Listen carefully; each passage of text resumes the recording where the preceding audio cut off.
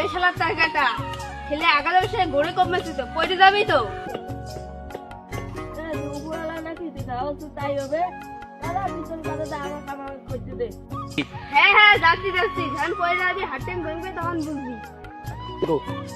হ্যাঁ দাদা ছোট থেকে বড় হয়ে থাকলাম, আমি স্টিল গাড়ি কইলাম তা কিছু হইলে না, তুই বললে আমার হবো।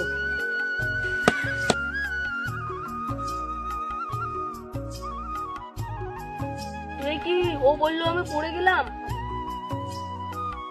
ও জানো কি করে? ওর নিশ্চয়ই উপর আল্লাহ।